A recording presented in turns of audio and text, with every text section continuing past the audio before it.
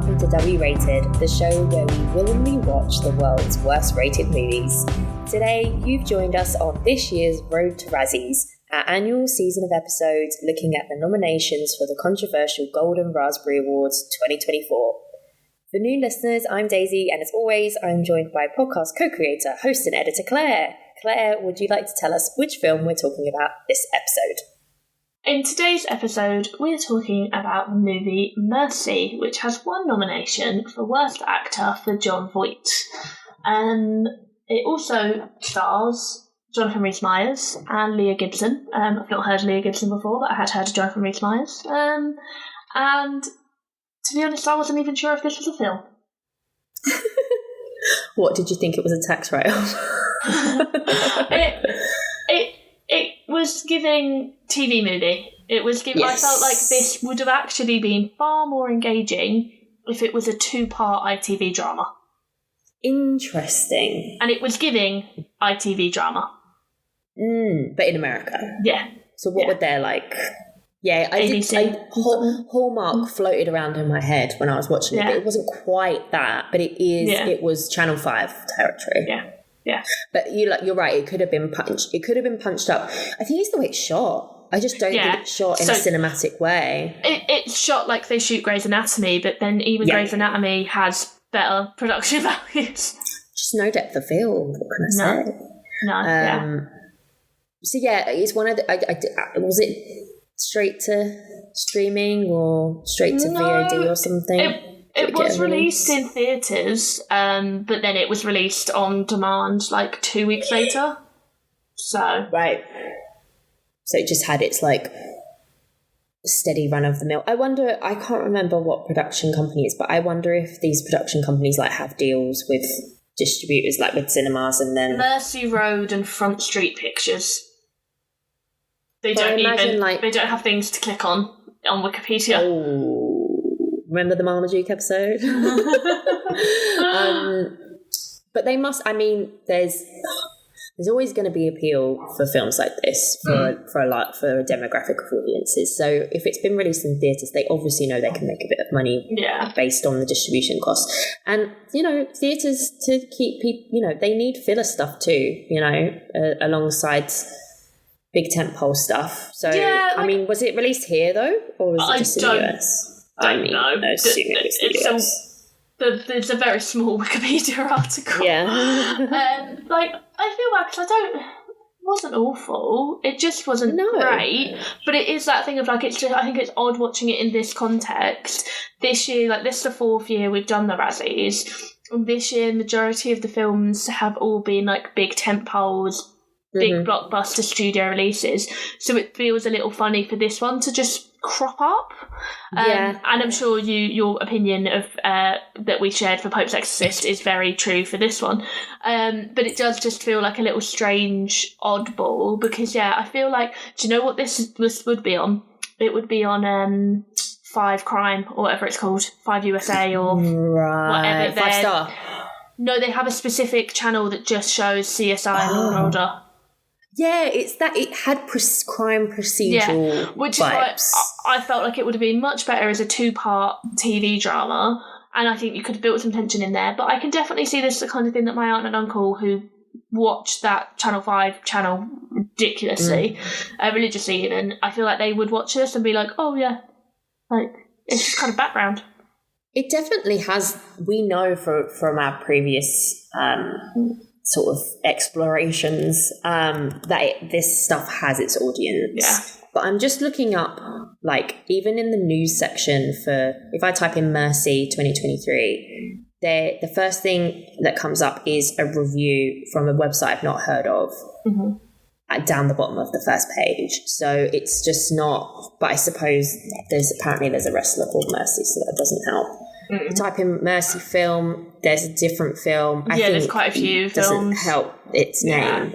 But I don't know how big it would have been in the US for it to have made this kind of impact to, like you say, for enough people to be like, hey, this was really bad. Well, here's the thing though, it's nominated for only one award, which is Jon Voight. Jon Voight, I don't even know if I'm pronouncing that right, apologies. I think so.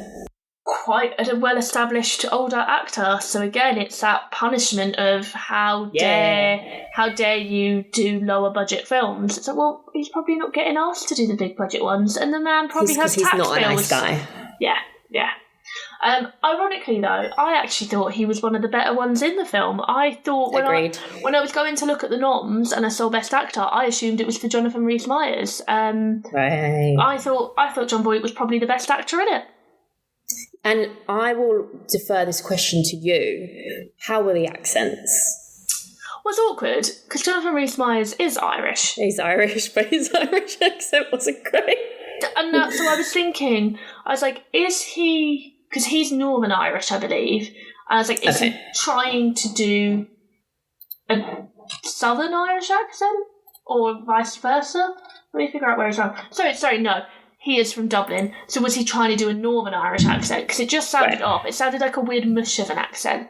So I wonder if he was trying to do a different one. Because I didn't notice too much, but... That's because I'm surrounded by English accents. I tried to do a Sean Connery then. I'm surrounded by English accents all day. I know when it's really bad, but I can't say for sure when something is completely authentic. But we did know that he was, I thought he was Welsh for some reason, but I think he must have played someone who's Welsh in a film or something. I don't know. But no, I don't think Jon Voight's accent was... I thought it was, that I was like, no, this clearly is fine. Yeah, like I didn't think it was an egregious accent at all. I liked his performance. I liked, the dad torn between the two sons. I liked that, like, he was a criminal, but he had a code. He wasn't going to let him hurt the kids. And even then when he beats up his own kid and he gets shot, he's like, no, I deserved that. Like, I felt like his character had a bit of an arc. And I did feel like he was bringing some of that arc into it through his performance, because his performance was far more grounded than the rest of them. Wasn't a great film, but none of it is down to his performance. No, I read something, because we're watching Sopranos at the moment. I read someone's comment about how it's what the characters don't do that makes them seem so much more powerful, and gives you sort of the, I should be scared. And I think this is a good example of that, actually, in that with all these crazy goons running around and doing stupid stuff, I think it was a nice juxtaposition that he wasn't. And I don't know if it was that they were bad necessarily, it's just that emphasized the stoicism and like the subtlety of that. And I think against the backdrop of a film that just, it's not that it was badly made, it was just very cheaply made. I expected a lot worse, for sure. And I don't, I think it was did you say her name is Leah Gibson? Yes. She had her moments of some not good, so great. Some bad. That was what very much brought me into this sort of hallmarky space. I think she was maybe perhaps doing a role that she's not designed for. I didn't particularly buy her as a veteran, but I would buy her in a different role. She's done lots and lots and lots of TV. She was also in Eclipse, the Twilight film Eclipse. She played vampire. Nettie? Oh, no, I'm not saying that. Don't know who Nettie is. Look into that. But no, apparently, people have said when I was reading reviews that she's, good in the TV world. But you're right, I think maybe it was just something a little bit out of her comfort zone. She didn't quite sell it enough and went maybe too far down sort of choices that were a bit cliche. And it didn't feel very authentic. It's a very cliched film in general. Yes. But that's okay. Although, can we talk about when they find out that she's like this purple-hearted gold star military legend and she gets to the roof. The salute. And they all salute her and she salutes them back in slow motion. It's just... I'm really sorry, America, but this is what we think you do because you show us that is something you do. So I watched the trailer. I was trying to decide whether to watch this or The Mother. And I'd had a very bad day and was taking a bath to calm my nerves after some bad real estate news. And so I was trying to decide what would be less stressful to watch. And I watched the trailer for this, and the salute is like a big part of the trailer. And I was like, what is this film? So was that a yay or a nay? Yeah, I decided, it would be because I was like, it'll probably be less stressful to watch in the bath than a J-Lo action film. No, and it just felt like I was watching a bad episode of Grey's Anatomy. Yeah, it was almost as if it's like it was one of those like Chicago PD kind of things, which is made by the same people, isn't it, or something? There's something they did do an offshoot of something. Grey's Anatomy has Fire, Station 19, which is Fire. Station 19, yeah. Chicago. But there was PDs, another one. Like they have their there's whole Chicago Fire and all that. But it's like, it's like that. It's like kind of low budget, but still. Yeah, I don't know. Like I was engaged enough to want to know how it ended, and even though I knew it would end with her and the son being saved, I was still engaged enough to like want to see how it played out. Yeah, I feel like I liked. I feel like it was kind of split in two when they were with the gang.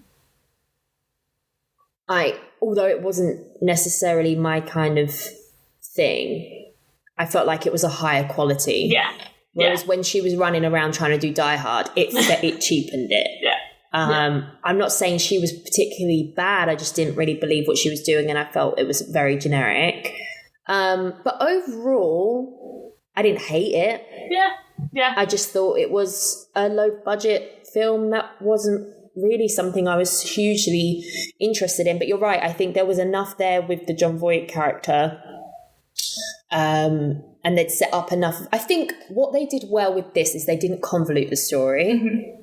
They didn't waste their efforts and time on stuff that kind of cheapened it even further. They knew what they wanted to do and they did it. And it was almost as if like the Jon Voight character elevated it a bit more. Yeah.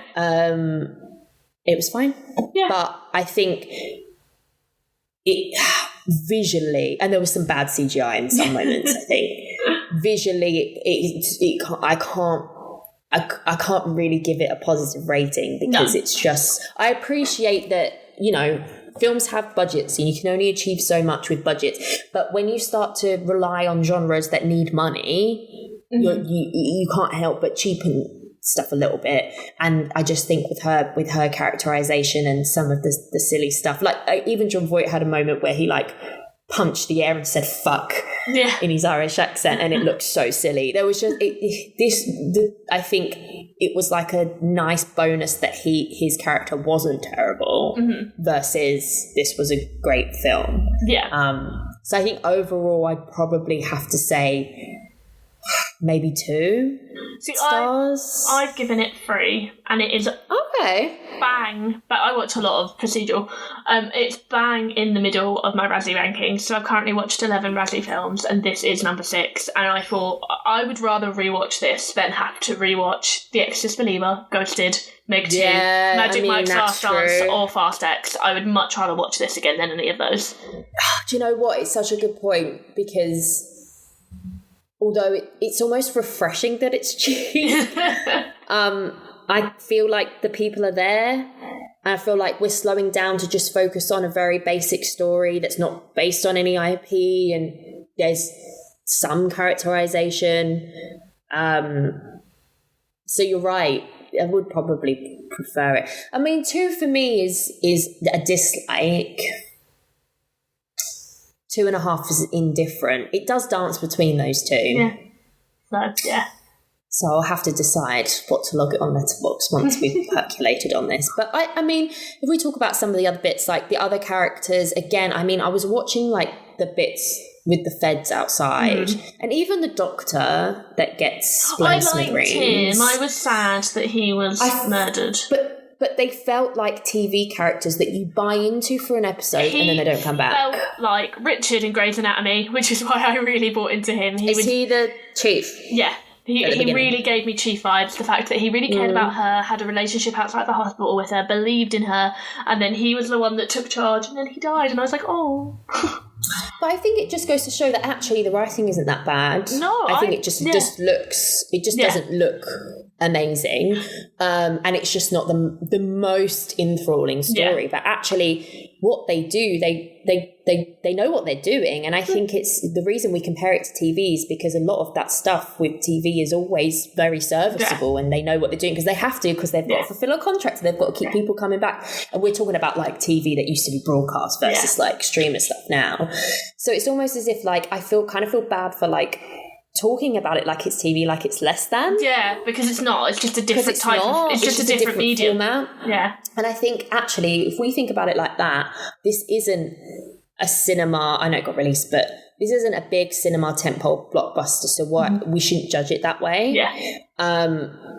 That's why I think you're right about it being made into a TV, like a two-parter or TV movie, like even as a TV movie. Yeah, so it's kind of, again, down the middle, but because I'm used to seeing more lambastic stuff. Is that even a word? Bombastic? Whatever. Like stuff that's meant to look great, but it doesn't really have any weight to it.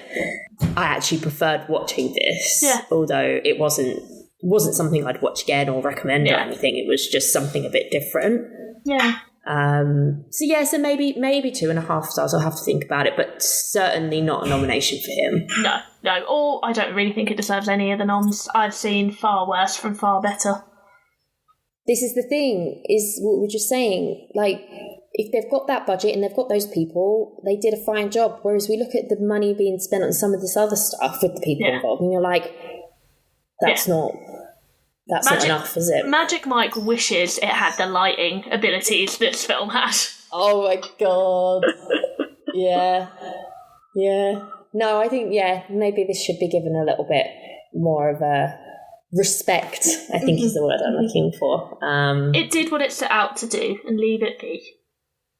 Yeah.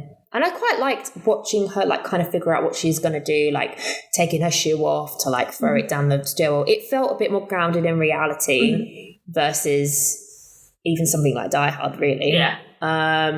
It was interesting because they did feel like real people. And I think you're right, it being like an ITV police drama or something where it's quite, obviously it's all set in the hospital and all these things, they would have maybe had enough time to let it breathe a bit more and maybe just got some better actors in some parts.